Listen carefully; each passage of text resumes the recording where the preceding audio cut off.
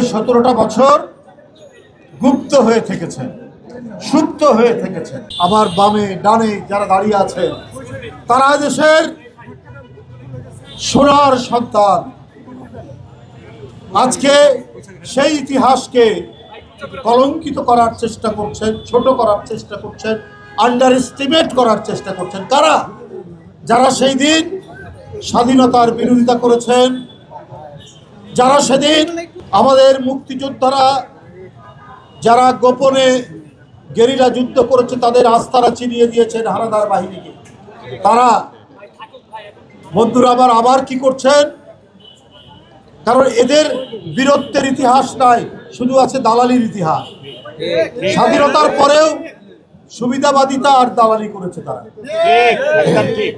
যে ফ্যাসিস্ট স্বৈরাচারী একদলীয় শাসন করেছে আওয়ামী লীগ, ওরা তাদের সাথেও এবং তাদের কৃপা পাওয়ার জন্য ওরা সব সময় চেষ্টা করে যায়।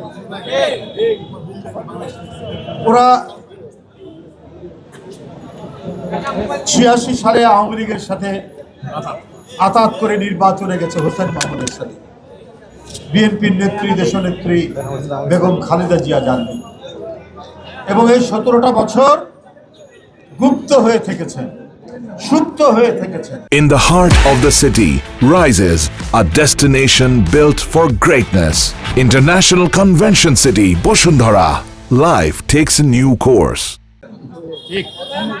এবং এই যে একটা পাতানো নির্বাচন 2008 সালের, সেই নির্বাচনে তারা অনেকটা হুমকি দিয়ে নির্বাচনে গেছে এবং বিএনপিকে নির্বাচন করার জন্য সেদিন তারা বাধ্য করেছে, না হলে তারা থাকবে না। তার পরিণতি তাদের ভালো হয়নি, কিন্তু তারপরেও এখনো তারা কৃপা লাভের জন্য চেষ্টা করে। 5ই আগস্টের পর তাদের নেতা বললেন আমাদের আওয়ামী লীগের সবকে মাফ করে দিবেন। তাহলে মুগ্ধের আত্মদান বৃথা, তাহলে ওয়াসিম আকরামের আত্মদান বৃথা, তাহলে আপনার আবু সাইদের তার যে রক্ত ঝরালো, নিজের বুকে বুলেট বরণ করলো, সেই আত্মদান বৃথা।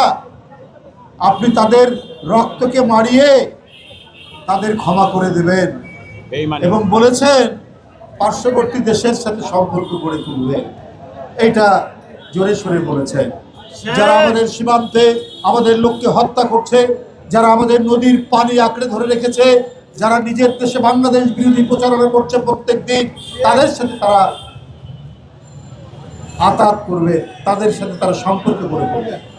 যে ভারতের মধ্যে প্রতিদিন মুসলমানদের উপর অত্যাচার হচ্ছে এবং ভারতের পশ্চিমবঙ্গের মুখ্যমন্ত্রী, বর্তমান মুখ্যমন্ত্রী বলেছেন যে 1 কোটির মতো মুসলমান তাদেরকে তাড়িয়ে দেবে।